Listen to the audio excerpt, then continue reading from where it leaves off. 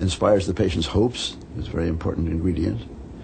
And then there's always a healing setting of some kind, almost always. A shrine, let us say, or a doctor's office, or a clinic even. My feet were sort of cemented down to the floor. Inaction, frozen. There is a third that I guess they have in common, and that's they increase a patient's sense of mastery, of control over what's happening. See, the thing human beings can least stand is chaos. That's the most frightening experience there is.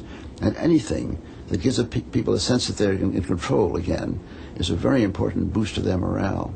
And mentioning that one brings up a common feature of all these procedures, and that is if they work at all, they do it through arousing the person emotionally. He feels things as a result, happy or sad or frightened or angry. Mainly, I would say relief. Sometimes anxiety, because you get into areas that make him more anxious, make him or her more anxious than before. Belief is really crucial to a healing process of any sort, because without the belief, the person does not participate in any real way. They may go through the motions, they may listen politely, as many patients do, but nothing happens to them unless they really believe that this can help them. Sometimes it is the power of this belief that a treatment will work that results in the cure, and not any special power of the supposed treatment itself. The scientific term for this phenomenon is the placebo effect. In medicine, a placebo is a substance such as a sugar pill that has no direct pharmacological effect, but which can have a therapeutic effect on pain and sickness in people who believe it will work. History suggests that placebos have been responsible for much of the therapeutic success of treatments throughout the centuries. In ancient Egypt, patients were often treated with lizard's blood and crocodile dung. Later, physicians used leeches to suck the blood of patients, or made their patients vomit, or froze them, or overheated them. Many of these patients died, but those who survived often swore by their treatment. Just think of how many more testimonials there might have been if these physicians had been content to use just sugar pills. Placebos can be so effective that virtually any credible, socially sanctioned treatment administered in an appropriate context can have a moderate success. Okay, I didn't even feel that. Rays come out from your body, from that center. Even the mere believable suggestion that a treatment will work is sufficient to make about 1/3 of sick people feel better, according to recent studies. You can imagine, though, how the placebo effect complicates the job of a researcher. How do you know whether it's a specific treatment that's working or just the fact of being given any treatment? One solution is what's known as the double-blind procedure. You give some subjects the real treatment and others the placebo, and don't tell them which is which. In fact, even the researcher or therapist giving out the treatment can't know, so the results won't be biased. Sometimes, of course, the problem isn't bias, but outright fraud.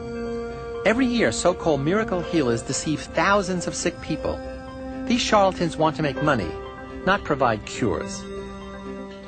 Unexplained phenomena, especially if you don't look too closely, are the foundation of alleged psychic powers, miracle cures, UFOs, and all sorts of crackpot theories.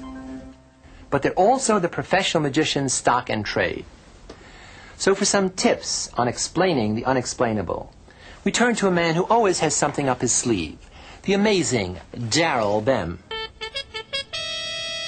I would like to present a demonstration of mind reading, not one in which I read someone else's mind, but one in which Lisa attempts to read my mind.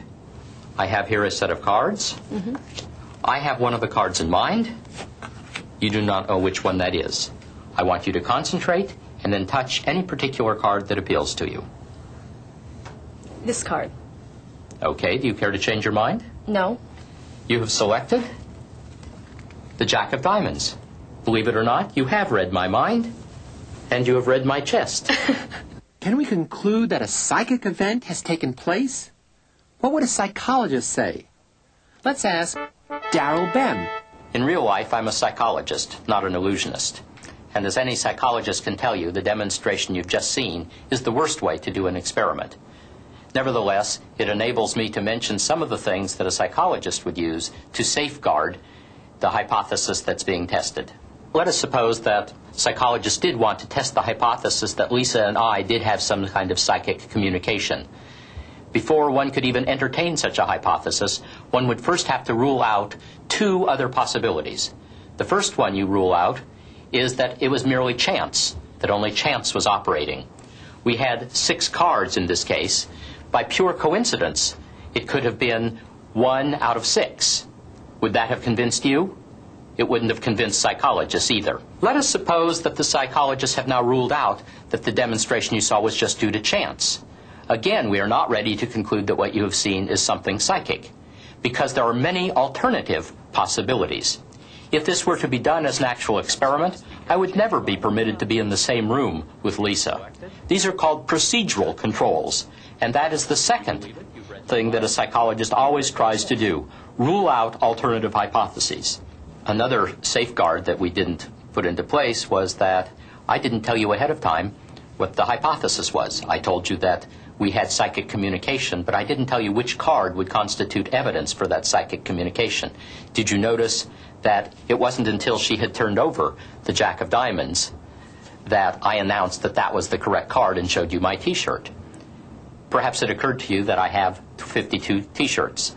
Not actually, but I did something quite comparable.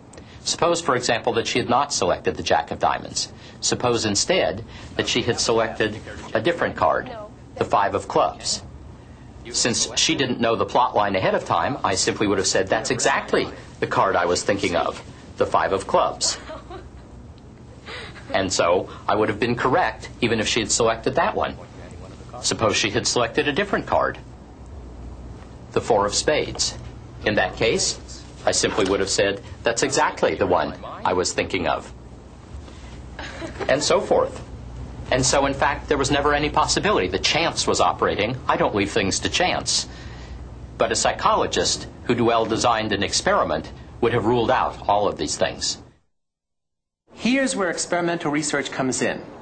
When a number of factors might be responsible for an observed effect, and we want to know which one deserves the credit, then we have to do an experiment. The essence of an experiment is systematic manipulation or variation of one or more factors while holding constant all the others that might be important.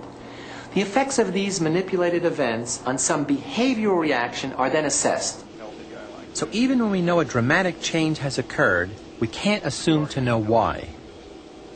20 over 80. You did? And we also have to resist the temptation to conclude that things that are correlated, that occur together, are causally related. Many things that seem to be related as cause and effect aren't. Often it's a third factor that's causing the other two. For instance, when we learn that children's grades on achievement tests go down as the number of hours they spend watching television goes up, we can't conclude that TV causes bad grades, or that the key to better grades is parents turning off the TV set. Instead, it could be that less able students watch more television because they don't like school and homework, in which case, being less able causes their bad grades. Good students may also watch a lot of TV. Another potential problem in analyzing data comes from using small samples to draw significant conclusions. At the moment, just the phenomenon at this just the point. phenomenon itself, if you can demonstrate it reliably. Psychologists typically measure a few responses of a small number of subjects in experiments and try to infer something important about human or animal behavior in general.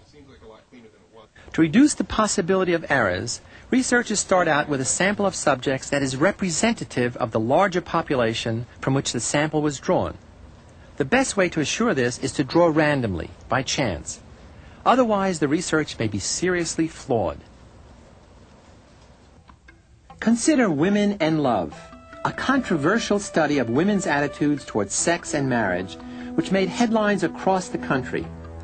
According to the author of the study, Cher Hite, 98% of married women said they were dissatisfied with some major aspect of their relationship, and 74%